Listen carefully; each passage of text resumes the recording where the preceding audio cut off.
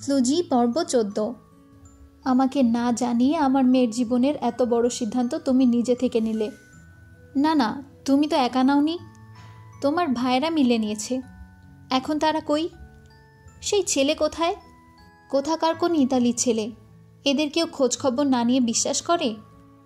এই মেয়ের ভবিষ্যৎ কি আমি জানি না। অনিমা, তোমার বাড়াবাড়িতে মেয়েটার জীবন আর ছন্ন ছাড়া হয়ে যাচ্ছে। তুমি ওর দিকে তাকাও, ওর চোখের ভাষা বোঝো তুমি? সে কি চায়? সে যে চিন্তায় চিন্তায় পুড়ে মরছে, বুঝতে পারো না তুমি? বাহারুল হক আজ ভীষণ রেগে গেলেন। খুশবুর ভিসা এসেছে আজ 16তম দিন। এই 16 দিনে অনিমার সাথে আরশাদের কথা হয়েছে যতবার, তত জানতে চেয়েছে সে কবে আসবে। কিন্তু আরশাদ তালবাহানা জুড়েছে। আরশাদের ব্যাপারে অনিমার পূর্ণ বিশ্বাস জমে আছে। ছেলেটা আসবে, সে ঠকায়নি। কিন্তু বাহারুল হক তাকে তো মানানো যাচ্ছে না। দিনের পর দিন উঠতে বসতে প্রতিটা কথার মাঝে আরশাদকে জুড়ে তিনি ঝামেলা করছেন। মা বাবার তর্কাতর্কি সবটাই শুনল খুশবু। তার ভীষণ কান্না পাচ্ছে, গলা ধরে আসছে বারবার। তার সাজানো গোছানো জীবনে এক পলাশা প্রেমের বৃষ্টি নেমে আচমকাই সব মরুভূমি গড়ে তুলেছে। সেদিনের পর আরশাদের সাথে খুশবু আর কথা বলেনি। দূরত্ব বাড়াতে হয়তো নিকটে আসা হবে ভেবে নিজের মনকে শক্ত করেছে। ভ্যানিটি ব্যাগ কাঁধে তুলে চটজলদি বাসা থেকে বেরিয়ে যায় মেয়েটা। অনিমা মেয়ের যাওয়া দেখে পিছু হটলেন। সাত সকালে না খেয়ে বেরিয়ে যাওয়ার মানে কি? সারাটা রাস্তায় খুশবু কেঁদেছে। কোথায় যাচ্ছে সে নিজেও জানে না। উদ্দেশ্যহীন হাঁটতে হাঁটতে মাথায় এলো ভার্সিটি যাওয়া যাক। শীতল হাওয়া গায়ে মেখে আরশাদের ঘুম ভাঙে। খোলা জানালায় দাঁড়িয়ে অপরূপ প্রকৃতির প্রেমে পড়ে সে বারবার। ইতালিতে বসন্ত আসতে চলেছে, তাই তো প্রকৃতি শীতল মনোমুগ্ধকর রূপে ধরা দিতে চাইছে। রাতে বৃষ্টি হয়েছে বিধায় চারিদিকে স্বচ্ছতা বিরাজ করছে। খালি গায়ে আরশাদ আয়নার সম্মুখে দাঁড়ালো। বাদামি চুলগুলোতে হাত বুলিয়ে নিজেকে নিয়ে হাজারটা অভিযোগ জানালো। কতদিন হয়ে গেল ফ্লুজির সাথে তার কথা হচ্ছে না। মেয়েটার এড়িয়ে যাওয়া যে আরশাদকে কতটা আঘাত করে, মেয়েটা কি তা বুঝতে পারে না? বেডের পাশে ফ্লুজির ছবিটা ছুঁয়ে চুমু খেলো সে। আর কতটা দিন অপেক্ষা করবে সে?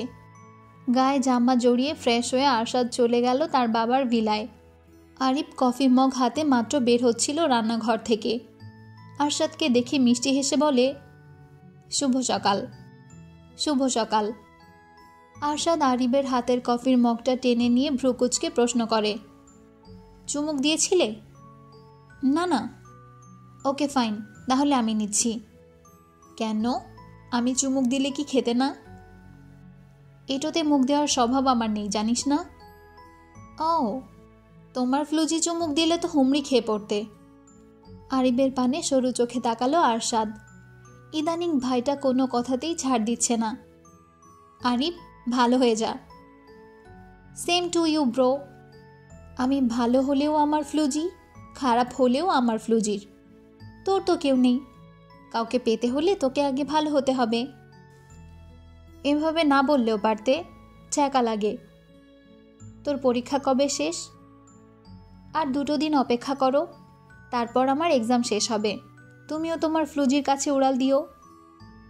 আরশাদ কফির মগ হাতে চলে গেল গ্র্যানির কক্ষে। ক্লাসরুমে খুশবুর উপস্থিতি অপ্রত্যাশিত ছিল মায়া এবং রিয়ার জন্য।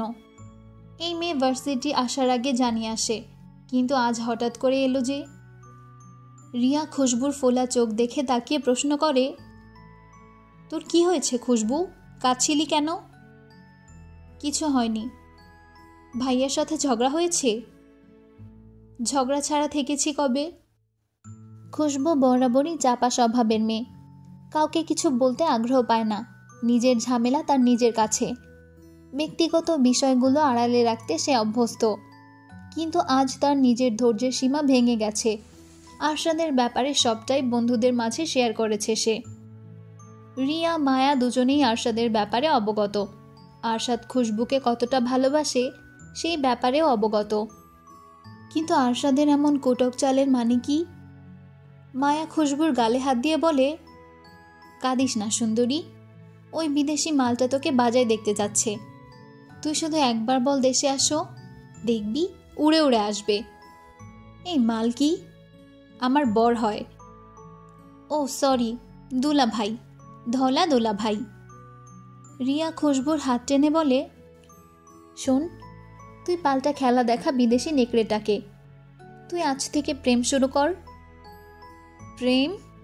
কি সব বলছিস? আরশাদ জানলে আমার পা ভেঙে ফেলবে। আরে, পা ভাঙার জন্য হলেও তো তাকে দেশে আসতে হবে। শোন, আমি যা বলছি তাই করবি। আমার দেওয়া ওষুধ তোর দাম্পত্য জীবনে সুখ বয়ে আনবে। তবে হ্যাঁ, এই ওষুধের পার্শ্ব প্রতিক্রিয়া রয়েছে। পার্শ্ব প্রতিক্রিয়া হজম করে নিলে ফলাফল নিশ্চিত পাবি। তোর ভিজিট কত?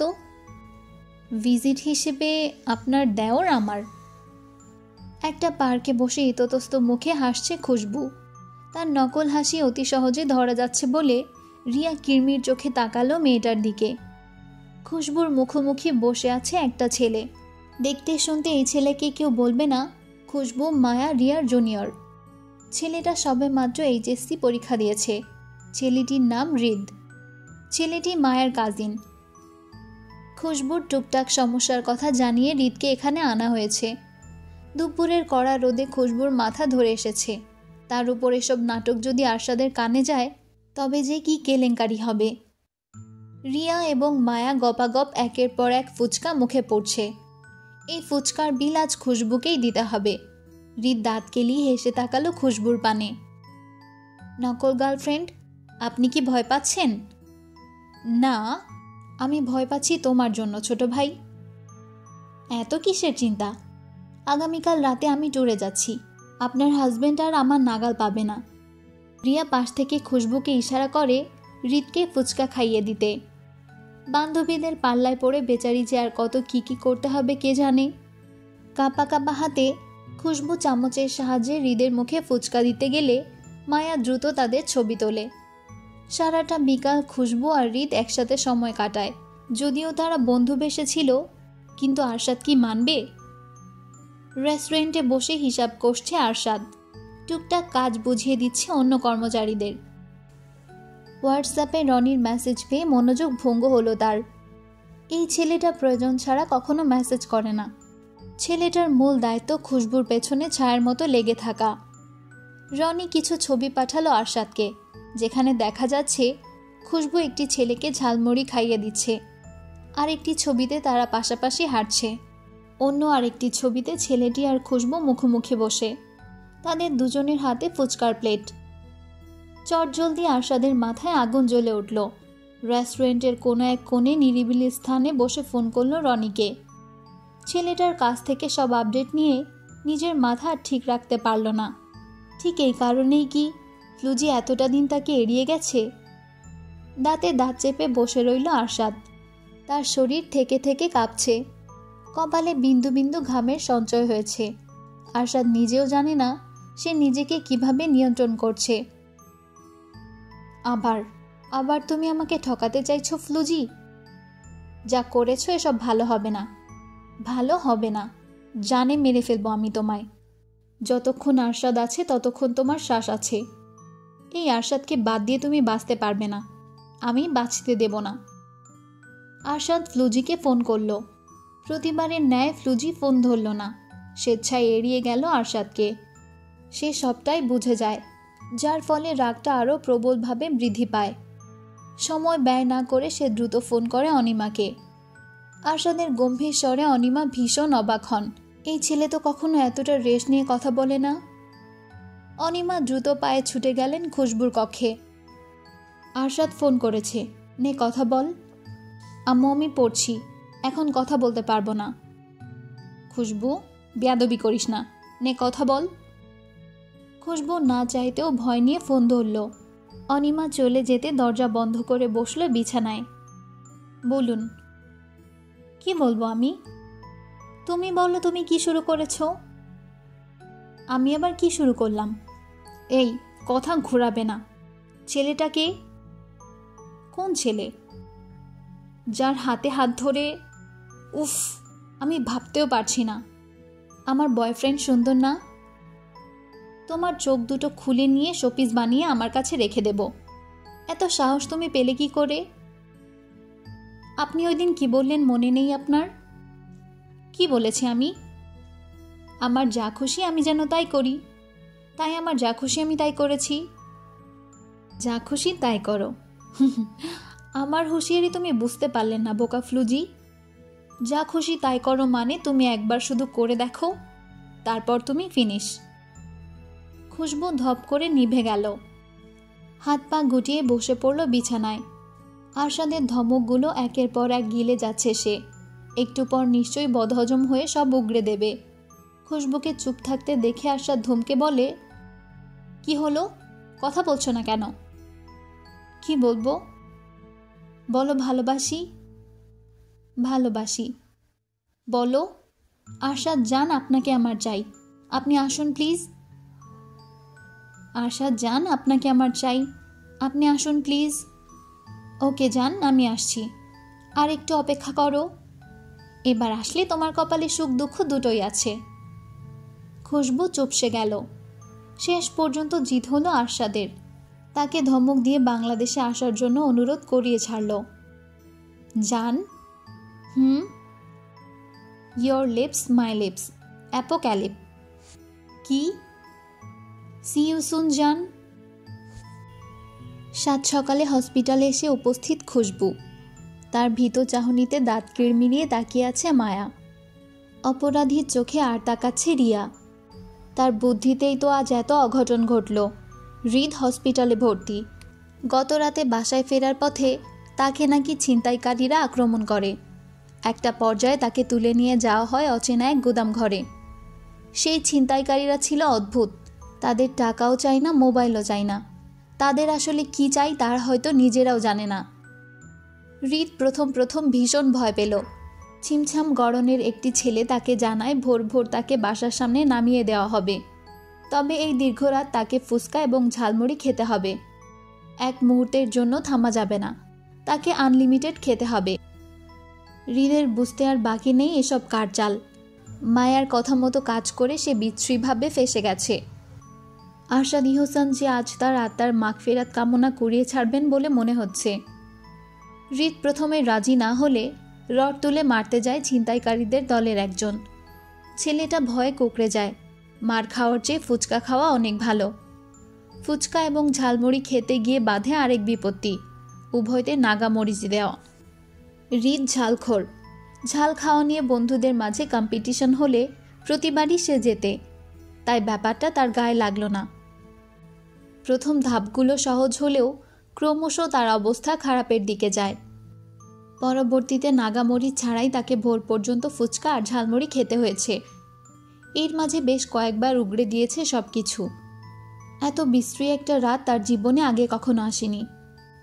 সকালে বাড়ি ফিরতে তার ডায়রিয়া শুরু হলো, সেই সাথে বমি। কাউকে কিছু বলতে চেয়েও বলতে পারল না সে। বললেই তো বিপদ।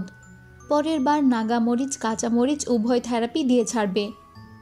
হৃদের এই হালচালের অবস্থা কে করেছে মায়া বুঝতে পারে, তাই তো দাঁত কিড়মিড়িয়ে তাকিয়ে আছে সে। মায়া ক্ষুব্ধ হয়ে বলে, ছেলেটা bed to toilet, toilet to bed, তোদেরকে কাঁচা চিবিয়ে খেতে মন চাইছে। মায়ার ধমকে রিয়া কাঁদো কাঁদো হয়ে বলে, ওর বুক কি জ্বলে যাচ্ছে তাই না দোস্ত? সিরিয়াস মুহূর্তে ফিক করে হেসে ফেলল খুশবু। তার হাসিতে বাকিরাও চুপ থাকতে পারেনি। খুশবু রিয়ার মাথায় গাঁটটা দিয়ে বলে, রিয়া, এসব বুদ্ধি যে তোর আশা যদি একবার জানে, তবে তোর অবস্থায় কী যে হবে। বলিস না দোস্ত, বলিস না। তোর দাম্পত্য জীবনে কোনো প্রবলেম আর সলভ করব না, প্রমিস। আমি ভেবেছিলাম আমার ওষুধের পার্শ্ব প্রতিক্রিয়া তোর হবে, এখন যে হৃদের হবে কে জানতো। মায়ার মা এগিয়ে এসে দাঁড়ালেন। ওনার চিন্তিত মুখখানি দেখে রিয়া বলে, আন্টি আপনি দুশ্চিন্তা করবেন না, ডাক্তার তো বলেছে ঠিক হয়ে যাবে। মায়ের বাবা দেশের বাইরে, আমি কি এই বয়সে একা সব সামলাতে পারি? ছেলেটা ভালোই ভালোই সুস্থ হয়ে যাক। আমার যে কতটা টেনশন হচ্ছে বলে বোঝাতে পারবো না। খুশবু বাড়ি ফিরল দুপুরে। হৃদের জন্য তার ভীষণ খারাপ লাগছে। এতটা অমানসিক কাজ কেউ করতে পারে? খুশবু ফোন করলো আরশাদকে। আরশাদ তখন বন্ধুদের সাথে আড্ডায় ছিল। খুশবুর ফোন পেয়ে আড়ালে আসলো সে। জান, আজ হঠাৎ নিজে থেকে ফোন করলে? হৃদের সাথে কাজটা আপনি ভালো করলেন না। আপনি নিশ্চয়ই জানতেন হৃদ আমার জুনিয়র। তারপরেও খাইয়ে দিয়েছে তো, আবার পাশাপাশিও হেঁটেছে। আমি এসব কি করে সহ্য করব বলো? আপনি মানসিক রোগী নাকি? স্বাভাবিককে অস্বাভাবিক করে তুলছেন। আরে তুমি জানতে না? গতকাল ডাক্তারের চেক আপ ছিল। রোগী বানিয়েছে কে? তুমিই তো বানালে। আরশাদের সাথে কথায় পেরে ওঠে না খুশবু। এই ছেলেটা হাড় মাংস সব জ্বালিয়ে খাচ্ছে। আরশাদের হঠাৎ কি যেন হলো। গম্ভীর স্বরে খুশবুকে বলে, তুমি আমার ভালোবাসা বোঝো না। তোমার মতো মেয়ের সাথে টেকা যায় না। এখন তো এসব বলবেন, কারণ বিয়ে তো করা শেষ। যখনই আপনার আদর আদর কথায় আমি ফেসেছি, তখনই তো পল্টি নিয়েছেন। সে যাই হোক, আমার আর এসব ভালো লাগছে না। ফোন রাখছি। আরশাদ ফোন কেটে দিল। সেদিনের পর আর খুশবুকে ফোন করেনি আরশাদ। খুশবু অবাক হয়, ভীষণ অবাক হয়। যেই ছেলের ফ্লুজি ফ্লুজি করে শ্বাস আটকে আসতো, সেই ছেলে কিনা তাকে এড়িয়ে যাচ্ছে। এসব মানতে পারে না খুশবু সরল মন। আজ 2 দিন হয়ে গেল আরশাদের সাথে তার যোগাযোগ নেই। মূলত আরশাদ যোগাযোগ করেনি তার সাথে। কাঁদতে কাঁদতে মেয়েটার বেহাল অবস্থা। অনিমা সবটাই দেখছেন, বুঝতেও পারেন, কিন্তু কিছু করার নেই তার। বাহারুল হক প্রতিদিন ঘরে অশান্তি করে যাচ্ছেন। মেয়ের জীবন নিয়ে ছেলে খেলা তিনি কিছুতেই মানবেন না। সকাল 6টায় বাহারুল হক হাঁটতে বেরিয়েছেন। অনিমা নিজের দৈনন্দিন কাজে ব্যস্ত হয়ে পড়লেন। হঠাৎ কলিং বেলের শব্দে ছুটে গেলেন দরজার কাছে। আরশাদ এসেছে। একটা ট্রলি হাতে দাঁড়িয়ে আছে ছেলেটা। অনিমাকে দেখে খুশিতে আতখানা হয়ে আলগোছে জড়িয়ে ধরেছে ছেলেটা। খুশিতে অনিমার চোখে পানি এসে গেছে। আম্মু ভালো আছেন? আম্মু শব্দটা আরশাদের কাছে বেশ কঠিন, তবুও আদর মেখে ডেকেছে সে। ভালো বাবা, খুব ভালো। কখন এলে? এই তো 2 ঘন্টা আগে। মম ড্যাডকে বাড়ি পৌঁছে দিয়ে সব বুঝিয়ে আমি এদিকে আসলাম। এখনও ফ্রেশ হইনি। তুমি মেয়েটার সাথে কি শুরু করেছো বলো তো? গত 2 দিন থেকে তার খাওয়া দাওয়া বন্ধ। তুমি আসবে আমি সব জেনেও চুপচাপ হজম করেছি। আমি আসবো বলেই তো তার সাথে এমন একটা নাটক করলাম। ব্যাপারটা সারপ্রাইজ। যাও বাবা, ফ্রেশ হও, আমি খুশবুকে ডেকে পাঠাচ্ছি। না না, আমি এখন ঘুমাবো। আমি যাচ্ছি তার রুমে, এই ট্রলিটা রাখুন। এখানে যা যা আছে সব আপনাদের। অনিমাকে আর কোনো কথা বলার সুযোগ না দিয়ে আরশাদ চলে গেল তার ফ্লুজির রুমে। মেয়েটা হাত পা ছড়িয়ে ছিটিয়ে সারা বিছানা জুড়ে ঘুমিয়ে আছে। আরশাদ বসলো তার ফ্লুজির মুখোমুখি। কত মাস পর, কত মুহূর্ত পর আবার দেখা, আবার ছুঁয়ে দেখার লোভ পূরণ করতে চলেছে। আরশাদ হাতের ঘড়ি খুলে টেবিলে রাখল। পকেট থেকে একে একে দরকারি সব বের করে ওয়াশরুমে গিয়ে ফ্রেশ হলো। আয়নায় নিজেকে দেখে নিল একবার। ক্লান্ত হলেও আজ তাকে ক্লান্ত লাগছে না। ফুরফুরে মেজাজে শুয়ে পড়ল তার ফ্লুজির পাশে। আরশাদের মনে কোনো দ্বিধা নেই, সন্দিহান নেই। ক্লান্ত দুচোখ নিয়ে নির্নিমেষে তাকিয়ে রইল তার ফ্লুজির পানে। ফ্লুজিকে বুকে টেনে ঘুমের রাজ্যে তলিয়ে গেল সে। একটা সুন্দর স্মৃতি উষ্ণ মুহূর্তে কেটে গেল দুজনের মাঝে, অথচ কারো কোনো হুঁশ জ্ঞান নেই। আরশাদের ক্লান্ত শরীর ঘুমের কোলে ঢলে পড়েছে। অপরদিকে খুশবু উষ্ণতা পেয়ে নিজেকে আরও গুটিয়ে ঘুমকে সঙ্গ দিয়েছে। বেলা 12টায় আচমকা খুশবুর ঘুম ভাঙল। শরীরে পেঁচানো ভারী বস্তুটার ওজন তার ছোট্ট দেহখানি নিতে ব্যর্থ। ঘুমের ঘোর থেকে ছিটকে বেরিয়ে আসে খুশবু। ড্যাব ড্যাব চোখে তাকাতে বুঝতে পারে আরশাদ। আরশাদ তাকে জড়িয়ে ধরে আছে। এই সময় আরশাদ কোথা থেকে আসবে, তাও তার বিছানায়? এলোমেলো হয়ে যায় মেয়েটার ভাবনা চিন্তা। থরথর করে কাঁপতে থাকে দেহখানি। খুশবু ফুপিয়ে উঠতে আরশাদের ঘুম ভেঙে যায়। ধরফড়িয়ে উঠে বসে উত্তেজিত হয়ে বলে, কি হয়েছে জান, কাঁদছো কেন? আরশাদ অস্থির হয়। নিজে কোনো ভুল করেছে কিনা ভেবে পাচ্ছে না সে। ফ্লুজি, কাঁদছো কেন? খুশবু আরশাদের বুকে ঢলে পড়ে। বড় বড় নখের সাহায্যে খামচে দেয় আরশাদের বুক গলা। আরশাদ কিছু বলতে চেয়েও বলতে পারল না। কান্নার সাথে সাথে যে খুশবুর রাগ ঝরছে তার আর বুঝতে বাকি নেই। এবার তো থামো। আর কতটা অনিশ্চয়তায় রাখবেন আমায়? I hate you Arshad, I hate you, but I love you. এসব কথা বলবেন না, খবরদার, মেয়েরে মুখ ভেঙে ফেলবো। আমায় কেন কষ্ট দিচ্ছেন আপনি? আমি কি দোষ করেছিলাম? জানেন বাবা মায়ের সাথে কতটা রাগারাগি করেছে, আমার সাথে মন খুলে কথাও বলে না। সব ঠিক হয়ে যাবে, আমি এসেছি তো। খুশবু সরে বসল, গাল ফুলিয়ে তাকিয়ে রইল অন্যদিক। আরশাদ কিঞ্চিত হেসে খুশবুর হাত টেনে বলে, তুমি দেখতে পারছো? কি? আমার তৃষ্ণার্ত দুঠোঁট। আরশাদ খুশবুর চুলে হাত বুলায়। রৌদ্রময় দুপুরে খা খা করছে তখন দুটি হৃদয়। দুঠোঁটের মাঝে অচিরেই যেন খরার সৃষ্টি হয়েছে। প্রেমের বর্ষণ নামানো যে দায়, আরশাদ খুশবুকে বাধ্য করতে চায় না। অপরদিকে খুশবু লজ্জায় কাছে আসে না। খুশবুর ফোলা গাল চেপে ধরে আরশাদ। ভদ্রতার মুখোশ ছাড়িয়ে প্রেমের জোয়ারে ভেসে যায় উদ্দেশ্যহীন। খুশবু বাধা দেয় না।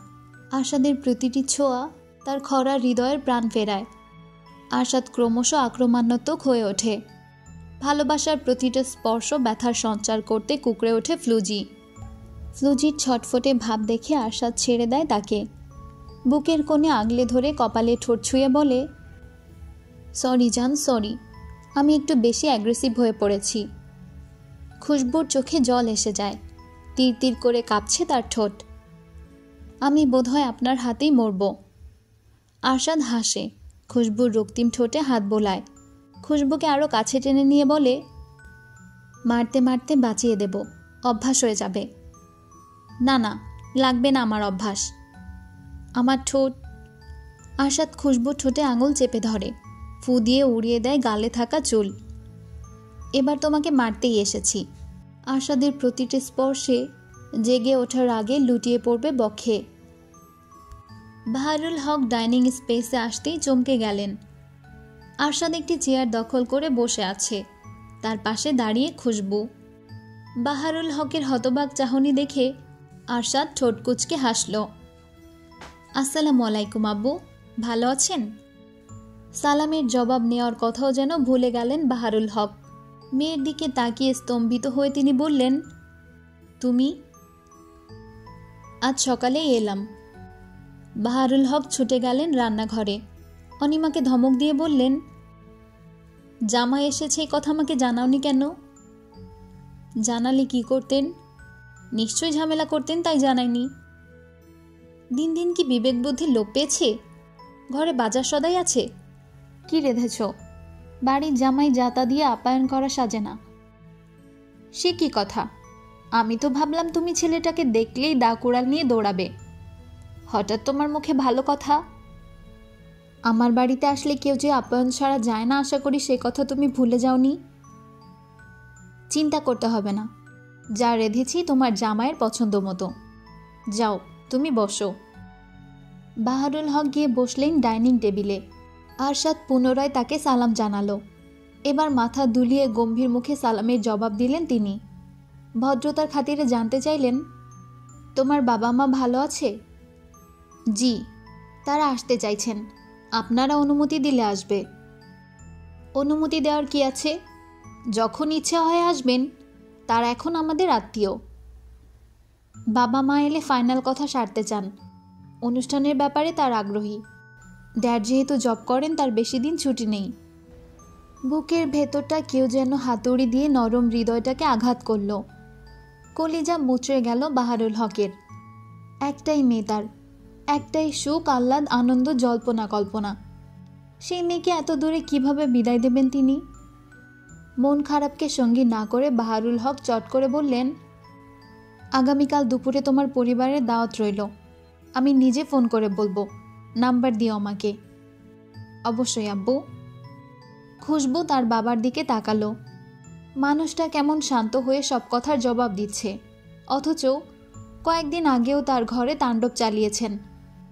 বাহারুল হক মেয়ের পানে তাকালেন, আদেশ করে বলেন, তুমি বসছো না কেন? কখন খাবে? খুশবু বসল, তবে ভাত মুখে নিতেই চোখ মুখ কুঁচকে ফেলল। মেয়ের এমন রিয়াকশন বাহারুল হকের চোখ এড়াল না। তিনি অবাক হয়ে জিজ্ঞেস করেন, রান্না ভালো হয়নি?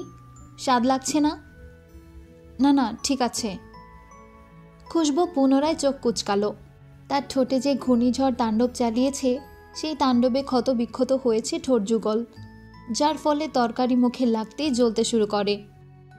আরশাদ বুঝতে পারে, তাই তো বাম হাত কানে নিয়ে ইশারায় খুশবুকে সরি জানায়। সারা বাড়ি হইচয়ে মুখরিত। একটা গোলাপি জামদানি শাড়ি জড়িয়ে বসে আছে খুশবু। তার পাশে বসে থাকা মানুষটি সম্পর্কের খাতিরে তার শাশুড়ি। লম্বা ফর্সা স্লিম বডির মানুষটিকে দেখে মুগ্ধ চোখে চেয়েছিল খুশবু। এতটা বয়সে এসেও এই মানুষটা যতটা ফিট, স্ট্রং, স্টাইলিশ, এই বয়সে এসেও নিজেকে বয়স্ক ভাবেন না তিনি। কে দেখে বলবে এই নারীর এত বড় 2 ছেলে আছে? সাদা একটি শাড়ি পরে খোপা করেছেন তিনি। খুশবুর বিমোহিত নজর দেখে হাসলেন আফরোজ। তুমি আমায় দেখে কি ভাবছ? জল্লাদ শাশুড়ি? এসব জল্লাদগিরি করার সময় আমার নেই, বুঝলে? আমার ছেলে, তিনি তার তল্পিতল্পা নিয়ে আলাদা গুহায় থাকেন। তোমাকেও নিশ্চয়ই সেই গুহার বাসিন্দা বানাবে। আমার গুহায় আসার সময় তোমার হবেও না। খুশবু চোখে হাসল। তাদের কথার মাঝে এগিয়ে এলো তার শ্বশুর ইমরান ইহসান। খুশবুকে দেখেই বুকে জড়ালেন তিনি। লম্বা, স্ট্রং, আরশাদের আদলে ঘেরা মুখখানি তার। সামনাসামনি এত এত লম্বা মানুষের পাশে নিজেকে বিড়াল ছানা ছাড়া কিছুই মনে হচ্ছে না তার। ইমরান ইহসানের বাদামি চোখ জোড়া চকচক করছে, তার খুশিতে যেন মুক্ত ঝরছে। অবশেষে তোমাকে সামনাসামনি দেখার সৌভাগ্য হলো আমার। কেমন আছো মা? ইমরান ইহসানের কথা শুনে কিঞ্চিত হাসল খুশবু। হাসি মুখে সব কথার জবাব দিলেও এদের মুখে বাংলা শুনতে তার মোটেও ভালো লাগে না। এরা যেন বাংলা কথার শ্রাদ্ধ করে ছাড়ে। আরশাদ এবং তার বাবা দুজনেই ভাঙা ভাঙা বাংলা বলেন, অথচ আরিফ ছেলেটার বাংলা বলার ধাঁচ ভীষণ সুন্দর। আরশাদের সহিত খুশবুর এখনও দেখা হয়নি। আরিফ ভাইয়ের ছটফটে ভাবটা বুঝতে পেরে তাকে খুশবুর কক্ষে নিয়ে এলো। ছেলের উপস্থিতি পেয়ে চলে গেলেন আফরোজ। আবির ভাইয়ের দিকে তাকিয়ে ভাব নিয়ে বলে, তোমার সুযোগ করে দিচ্ছি, আর আমার বেলায় যত আদেশ উপদেশ বাধা বিপত্তি। এখনো প্যান্টের চেনটাও লাগাতে পারো না ঠিকঠাকভাবে। এই বয়সে এসেছো প্রেম করতে? হাস্যকর। খুশবুর সামনে ভীষণ লজ্জায় পড়ল আরিফ। ছেলেটা আর এক মুহূর্ত না দাঁড়িয়ে চলে গেল রুমের বাইরে। আরশাদ দরজা হালকা লাগিয়ে বসল খুশবুর মুখোমুখি। সদ্য ফোটা একটি গোলাপি লিলি আমার সামনে বসে। এই ফুটন্ত ফুলকে ছুঁয়ে দিতেও ভয় লাগে, যদি নুয়ে যায়। আরশাদ কথাটি বলেই খুশবুর হাত ছুল। না ভাইয়া, গোলাপি জারবেরা ফুলের মতো লাগছে। আরশাদ, খুশবু দুজনেই অবাক হলো। দরজার দিকে তাকাতে দেখতে পেল আরিফ দরজায় মাথা বের করে দাঁড়িয়ে আছে। ছেলেটা তাদের দিকে তাকিয়ে হাসছে। আরশাদ উঠে দাঁড়ালো, ধমক সুরে বলে, আরিফ, এখানে কি করছো? সবাই খেতে বসেছে, ভাবিকে ডাকছে, তোমাকে নয়। আমি ভাবিকে নিয়ে যাই। একবার আসো এখানে, দেখো আমি কি করি। খাবার টেবিলে সবার হই হুল্লোড় চলছে। সবচেয়ে বেশি মজার মানুষ আরশাদের বাবা ইমরান ইহসান এবং আরিফ। তারা দুজন মিলে এতটাই আনন্দ করছে যে খুশবুর পরিবারের সাথে যেন আজ নয়, বছরের পর বছর এদের পরিচিত। ইমরান ইহসান ছেলেকে নিয়ে ভীষণ গর্ব করে বলেন, আমি চাইতাম আমার ছেলেও একটা বাঙালি বউ ঘরে আনুক। বাঙালি মেয়েদের মতো এতটা সংসারী আর কেউ হয় না। এই যে আমার সহধর্মিনীকে দেখছেন, ঘরে বাইরে সবটা সামলে যাচ্ছে। আমাদের বিয়ের গল্প শুনবেন? বাহারুল হক আগ্রহী হলেন, কিঞ্চিত হেসে সম্মতি জানালেন, শুনতে চান তিনি। ইমরান ইহসান বিয়ের গল্প শোনাতে কখনো আলসেমি করেননি। তার জীবনের বড় প্রাপ্তি, এই প্রাপ্তির কথা শোনাতে কোনো আলসেমি নেই। আরশাদ আরিফ চুপচাপ দুই ভাই চোখাচোখি করল। জন্মের পর থেকে তারা তাদের বাবা মায়ের সম্পর্কের রসায়ন জানতে জানতে বড় হয়েছে, তাই তাদের কাছে এই গল্প মুখস্থ কণ্ঠস্থ। আরও এক ধাপ অতীতে ফিরে যাওয়া যাক। বাংলাদেশ থেকে আমেরিকায় পড়তে যাওয়া আফরোজ। তখন কোনো বন্ধু হয়নি, ক্যাম্পাসে বেশিরভাগ সময় সে একাই কাটিয়েছে। এর মাঝে পরিচয় হয় ক্লিফটন নামের একটি ছেলের সঙ্গে। তারা ক্লাসমেট ছিল বিধায় সম্পর্ক ক্রমশ গাঢ় হয়। ক্লিফটনের বাবা মা সবার সাথেই বেশ সুসম্পর্ক ছিল আফরোজার। ক্লিফটনের বোন গ্লোরিয়া ভীষণ আদর করত তাকে। সব মিলিয়ে ভালো চলছিল দিনকাল। ক্লিফটনের যে কোনো অনুষ্ঠান, আনন্দ, সুখ দুঃখের ভাগিদার ছিল আফরোজা। মেয়েটাকে সে যত দেখেছে ততই অবাক হয়েছে। এই মেয়েটার মাঝে রহস্য খুঁজে পায় সে। মেয়েটা কাছে থাকলে স্বস্তি লাগে, অথচ দূরে গেলে হতাশা ঘিরে ধরে তাকে। ক্লিফটন তখনও বুঝতে পারে না আসলেই কি সে আফরোজাকে ভালোবাসে। বন্ধুত্বের বন্ধন এভাবে বছরের পর বছর কেটে যায়। আফরোজের যাওয়ার সময় ঘনিয়ে আসে। এয়ারপোর্টে মেয়েটার হাত ধরে সেদিন প্রথম ভালোবাসার কথা জানায় ক্লিফটন, কিন্তু আফরোজ কোনো উত্তর জানায়নি। সময় কেটে যায়, অথচ থমকে যায় ক্লিফটনের জীবন। আফরোজাকে ছাড়া তার প্রতিটা মুহূর্ত কঠিন হয়ে পড়ে। সে যেন ছিটকে যায় বাস্তবতার দুনিয়া থেকে। একদিন আচমকাই সিদ্ধান্ত নিয়ে বসে সে বাংলাদেশে যাবে। পরিকল্পনা অনুযায়ী সব কাগজপত্র তৈরি করে দেশে আসে। আফরোজের পরিবার তাকে গ্রহণ করে, আদর যত্নের ত্রুটি রাখেনি। কিন্তু যখনই জানতে পারে সে আফরোজাকে বিয়ে করতে চায়, তখনই হট্টগোল সৃষ্টি হয়। শুরু হয় তর্কাতর্কি, ঝামেলা। আফরোজের ভাই ক্লিফটনকে বের করে দেয় বাড়ি থেকে, কিন্তু আফরোজের মনে চলছিল অন্য কিছু। এত বছরে তার মনেও ক্লিফটনের জন্য অনুভূতি জন্মেছে, কিন্তু বাধা তো একটাই, ক্লিফটন খ্রিস্টান ধর্মের ছেলে। আফরোজ তাকে শর্ত জানায় যদি ক্লিফটন ইসলাম ধর্ম গ্রহণ করে তবেই বিয়ে করবে সে। আশ্চর্যের ব্যাপার, ভাবনা চিন্তা ছাড়াই ক্লিফটন রাজি হয়। সেদিন রাতেই ক্লিফটন ইসলাম ধর্ম গ্রহণ করে। তার নাম পাল্টে রাখা হয় ইমরান ইহসান। তারপরে জীবনটা পাল্টে গেল দুজনের। ক্লিফটনের মা বাবা কেউ তাদের মেনে নিল না। একটা সময় ক্লিফটন এবং আফরোজের উৎসাহে তারাও ইসলাম ধর্ম গ্রহণ করেন, কিন্তু ক্লিফটনের বোন গ্লোরিয়া ছিল বিবাহিত। তার বিয়ে হয় অন্য আরেক খ্রিস্টান ধর্মের ছেলের সাথে। সে নিজের ধর্ম পাল্টাতে কিছুতেই রাজি নয়। ক্লিফটনের পরিবার ইসলাম ধর্ম গ্রহণ নিয়ে আত্মীয় বন্ধু বান্ধবদের মাঝে কানাঘুষা শুরু হয়। চারদিকে ছড়িয়ে যায় নানান কথা। মানসিক শান্তির লোভে ক্লিফটনের বাবা আমেরিকা ছেড়ে পাড়ি জমান ইতালিতে। তারপরের জীবনটা শুরু হয় সুন্দর, সুখময়, স্বপ্নময় জীবন। সেই দিনের ক্লিফটন আজ ইমরান ইহসান। তার ঘরে দুই পুত্র, আরশাদ ইহসান এবং আরিব ইহসান।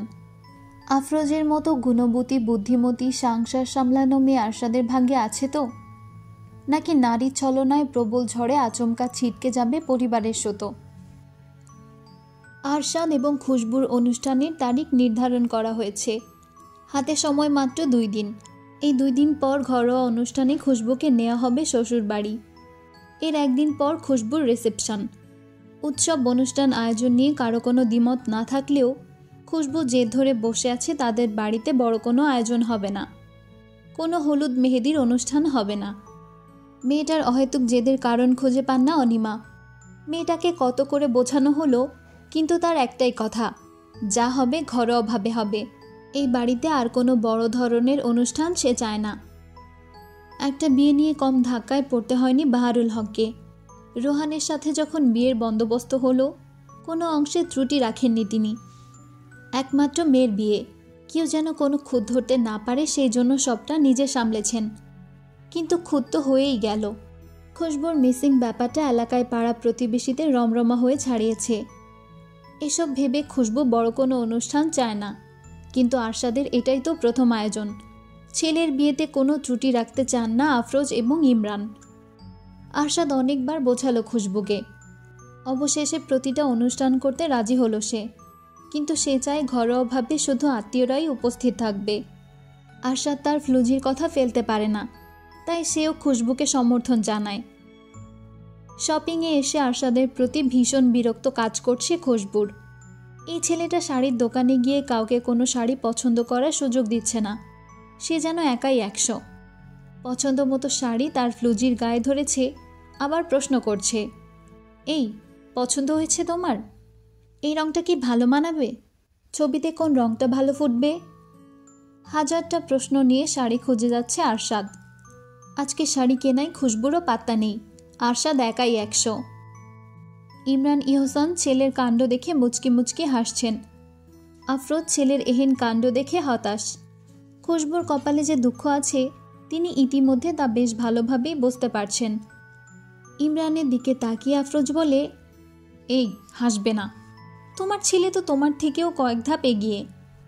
মিউ ফিগলিও, অর্থাৎ আমার ছেলে। ইমরানের হাসিতে আজ যেন মুক্ত ঝরছে। অনিমা অবাক হলেন। এই দেশের কালচারের সাথে এসব নিশ্চয় যায় না। কনের কেনাকাটায় বর পেছনে লুকিয়ে দাঁড়িয়ে থাকে। যদি প্রশ্ন করা হয় তখন মুখ থেকে যা টু শব্দ আসে, এর বাইরে তো মুখে রাও নেই। যদিও যুগ এখন আপডেট হয়েছে, সবার মান্যতা পাল্টেছে, কিন্তু তাতেও আরশাদ সবাইকে ছাড়িয়ে এক ধাপ এগিয়ে গেছে। আরশাদ একটা শাড়ি কিনে ক্ষান্ত হয়নি, পরপর সে অনেকগুলো শাড়ি কিনেছে। পাতলা জর্জেট শাড়ি দেখে মুখ কুঁচকে যায় খুশবুর। মায়ের দিকে তাকালো করুণ দৃষ্টিতে। এসব শাড়ি সে পছন্দ করে না। অনিমাও কখনো মেয়েকে এসব শাড়ি পরতে দেননি। পাতলা নেট ও জর্জেটের শাড়ি বড্ড দৃষ্টিকটু ঠেকে তার কাছে। অথচ আরশাদ ঘুরে ফিরে এসব কেন কিনছে? খুশবু আরশাদের কাছে দাঁড়িয়ে স্বল্পস্বরে বলে, আমি এসব শাড়ি পরি না। But why? পাতলা মানে ভালো লাগে না। আমার তো লেগেছে। খুশবু আরশাদকে বোঝাতে পারল না, হয়তো বুঝলেও মানত না। মানলেও একবার পছন্দ যখন করেছে কিনেই ছাড়ত। শাড়ি জুতা কেনা শেষে সবার ঝোঁক গেল গহনার দিকে। সবাই গোল্ড কিনতে যাওয়ার জন্য অন্য ফ্লোরে গেল। খুশবু তাদের পেছন পেছন যাচ্ছিল। এমন সময় তাকে ফোন করে ছোট মামি নেহা। মেয়েটা কথায় মন দিয়ে হাঁটতে হাঁটতে হঠাৎ হারিয়ে ফেলল তার দলকে। আরশাদ আরিব অনিমা কাউকেই দেখা যাচ্ছে না। খুশবু দ্রুত ফোন করল আরশাদকে। দুঃখের বিষয়, ফোনে টাকা নেই, যার কারণে ফোনে থাকা অপর পাশের ব্যক্তিটি তাকে সাজিয়ে গুছিয়ে সুমিষ্ট স্বরে নিষেধাজ্ঞা দিয়ে দিয়েছে। এত বড় শপিং মলে সে কোথায় খুঁজবে তাদের? খুশবু গোল্ডের দোকান খুঁজতে লাগলো। হঠাৎ তার পাশাপাশি কেউ সমান তালে হাঁটায় ঘাড় ঘুরিয়ে তাকায় সে। কেমন আছো? রোহানকে দেখে মুহূর্তে দুপা থমকে যায় খুশবুর। মেয়েটার অন্তরাত্মা কেঁপে ওঠে মুহূর্তে। ভয় পেলে? ভয় পাবো কেন? সরুন সামনে থেকে। বিয়ের শপিং করতে এসেছো? ওপস, সরি। বিয়ে তো হয়েই গেছে। তোমার বিদেশি বর কোথায়? আপনার সাথে কথা বলার রুচি আমার নেই। শোনো শোনো, এত অধৈর্য হচ্ছ কেন? আমার বিয়েতে যে খেলটা দেখালে, খেল আমি দেখিয়েছি নাকি আপনি দেখিয়েছেন? আপনি আপনার গার্লফ্রেন্ডের সাথে? ছি, বিয়ের আগে ওসব করাই যায়, এতে এত নাক কোচকানোর কি আছে? আচ্ছা, আসল কথায় আসি। আমি যখন বরযাত্রী সেজে তোমার বাড়িতে গেলাম তখন তুমি নেই, তুমি উধাও। এবারও যদি একই ঘটনা পুনরায় ঘটে, তুমি বউ সেজে বসে রইলে, তোমার বরটাই এলো না। বুকটা ধক করে উঠল খুশবুর। মেয়েটা যেন শূন্যে ভাসছে।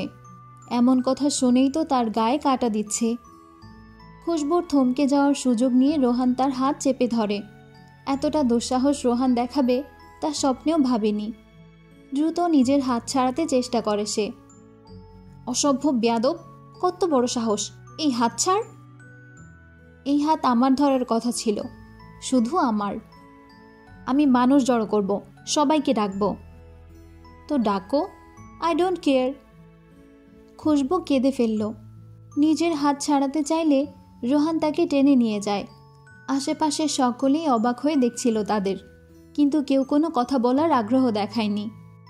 রোহান যখন খুশবুর সাথে জোড়াজোড়ি করছিল তখনই রোহানের গালে সশব্দে চড় পড়ল। খুশবুর হাত ছেড়ে ছিটকে দূরে সরল সে। আরশাদ এক চড়ে থামল না, ক্রমশ কিল ঘুষি মারতে থাকলো রোহানকে।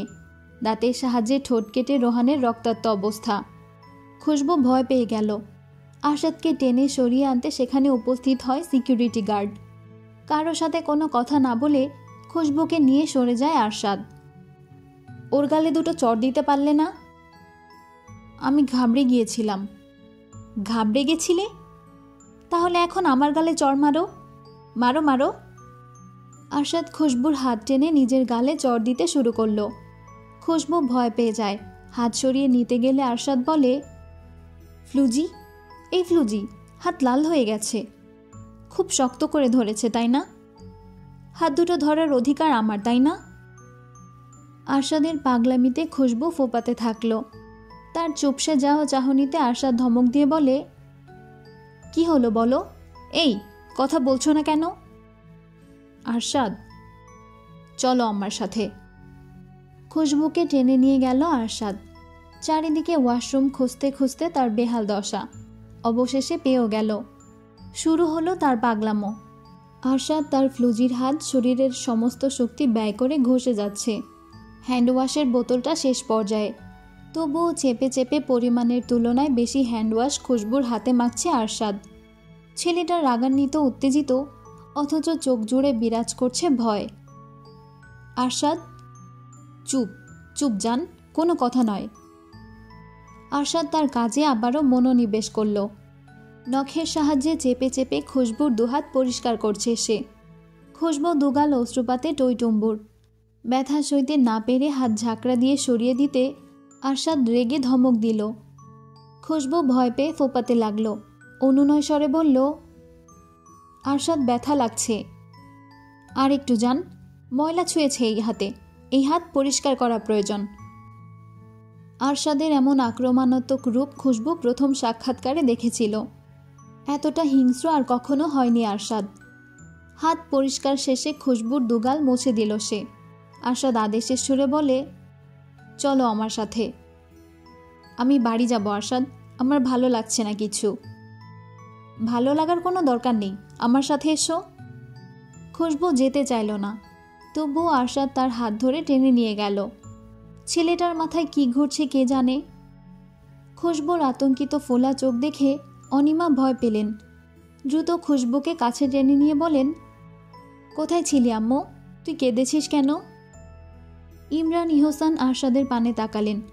তিনি ভীষণ ভয় পান। আরশাদের সাথে আবারও কোনো ঝামেলা হয়নি তো? সবার প্রশ্নবোধক চাহনি আরশাদ বুঝতে পেরে দায়সারাভাবে বলে, হারিয়ে গেছিল বলে কান্না করেছিল। অনিমা অবাক হলেন। খুশবুর দিকে তাকিয়ে বলেন, ফোন করলেই তো হতো। ফোনে টাকা ছিল না আম্মু। গয়না কিনতে আরশাদ কোনো মতামত জানালো না। শাড়ি জুতার ব্যাপারে আরশাদ যতটা আগ্রহ দিয়েছিল, গয়নার ব্যাপারে সে ততটাই এড়িয়ে যাচ্ছে। খুশবুর ভীষণ কান্না পেল। আড়ালে বারবার চোখাচোখি করল আরশাদের সঙ্গে, কিন্তু ছেলেটা অন্যদিকে তাকিয়ে। ইমরান, আরিব এবং আফরোজা বুঝতে পারলেন দুজনের মাঝে জটিল কিছু হয়েছে, আর তা না হলে আরশাদ এতটা এড়িয়ে যাবে কেন হঠাৎ? আরিব পরিস্থিতি স্বাভাবিক করতে টেনে আনলো আরশাদকে এবং বাধ্য করলো তার পছন্দের গহনা কিনতে। সব শপিং শেষ করে রাত 8টা বেজে গেল। সবাই রাতের ডিনার একসাথে সেরে বাড়ি যাওয়ার জন্য তৈরি। আরশাদ গাড়ি এনেছে। খুশবুর পরিবারকে সে আগে ড্রপ করে দেবে, অপরদিকে আরিব ওবার নিয়ে চলে যাবে। হ্যাঁ, এমনটাই কথা হয়েছিল, কিন্তু সব সিদ্ধান্ত ভেঙে দিলেন ইমরান ইহসান। তিনি জানান এখন তিনি খুশবুদের বাড়ি যাবেন। গায়ে হলুদের স্টেজ সহ অন্যান্য সাজসজ্জার ব্যাপারে তিনি আইডিয়া দিতে চান। অনিমা বারণ করলেন না, বরং প্রচণ্ড খুশি হলেন। আরিব ওবার নিয়ে সবাইকে সাথে করে চলে গেল। পড়ে রইল খুশবু আর আরশাদ। তাদের যে একা করে দেওয়ার সুযোগ করে দিয়েছেন, ব্যাপারটা বেশ ভালোভাবেই বুঝতে পারল আরশাদ। ঠোঁট বাঁকিয়ে কিঞ্চিত হেসে খুশবুকে গাড়িতে ওঠার জন্য নির্দেশ দিল। আরশাদ, আপনি কি আমার উপর রেগে আছেন? এসব যে হবে আমি জানতাম না। আমি তোমাকে বিশ্বাস করি ফ্লুজি। আমি তো জানি তুমি যদি আমাকে ঠকাও, এর পরিণাম কত ভয়াবহ হবে সেটা তুমি নিজেও আঁচ করতে পারো। আরশাদের নীরব হুমকি বেশ ভালোভাবে বুঝতে পারল খুশবু। রোহান তোমাকে কি বলেছিল? রোহানের বলা প্রতিটা কথা খুশবু তাকে জানালো। সবটা শুনে হো হো শব্দে হেসে উঠল সে। এসব কথা যেন পাত্তাই দিল না আরশাদ। আরশাদ মাঝ রাস্তায় গাড়ি থামায়। খুশবুর হাত টেনে কাছে এসে বলে, তুমি ঠিক আছো মানে সব ঠিক, তুমি ঠিক নেই মানে আমার 1 সেকেন্ড লাগবে যুদ্ধের ময়দান বানাতে। শেষোক্ত বাক্যটি বলে খুশবু ঠোঁটে আলতো চুমু খায় আরশাদ। মেয়েটার আতঙ্কিত মুখ দেখে আরশাদ বলে, ভয় পাচ্ছ কেন জান? এই আরশাদ ইহসান তোমাকে ছাড়বে না। এবার তুমি ঘৃণার সঙ্গী হও নাকি ভালোবাসা, সেটা তোমার ব্যাপার। নিজের কাজ শেষে আরশাদ ফোন করল রনিকে। ছেলেটাকে খুব সূক্ষ্ম বুদ্ধিতে গুরুত্বপূর্ণ কিছু কথা বলল। আরশাদের আদেশ পাওয়া দেরি, অথচ রনির কাজে লেগে পড়া দেরি না। আরশাদের আদেশ মোতাবেক রনির কাজটা সম্পূর্ণ করতে লাগলো 2 ঘন্টা। আরশাদ অপেক্ষায় ছিল কখন পরিকল্পনা অনুযায়ী কাজের ফলাফল পাবে। কিছু মুহূর্ত পর রনি তাকে একটি ভিডিও পাঠায়। সেখানে দেখা যায় হসপিটালের বেডে ভাঙা হাত নিয়ে ছটফট করছে রোহান। ছেলেটার ডান হাত রক্তাক্ত বিভৎস। আরশাদের ঠোঁটের কোণে হাসি ফুটে ওঠে। বাদামি চোখ জোড়ায় চকচকে ভাবটা আরিবের নজর এড়াল না। ভাইয়ের হঠাৎ খুশি হওয়ার কারণ সে বুঝতে পারল না। আরশাদ হাসতে হাসতে চলে যায় বারান্দায়। হাতে তার জুসের গ্লাস। শুনশান আকাশের দিকে তাকিয়ে জুসে চুমুক দিয়ে সে বলে, আমি খারাপ, ভীষণ খারাপ। তোমার জন্য যতটা খারাপ হওয়া যায় আমি ততটাই খারাপ হব। তুমি মানো আর না মানো, আমি তোমার জন্য সব করতে প্রস্তুত। আচমকা কাজ ভাঙার শব্দে আরিফ ছুটে আসে। বারান্দায় আরশাদের হাতের গ্লাসটি ভেঙে মেঝেতে ছড়িয়ে ছিটিয়ে ভাঙা একাংশ আরশাদের হাতের মুঠোয়। তার হাত রক্তাক্ত রঞ্জিত। হাতের দিকে তাকিয়ে আরশাদের কোনো ভাবাবেগ নেই।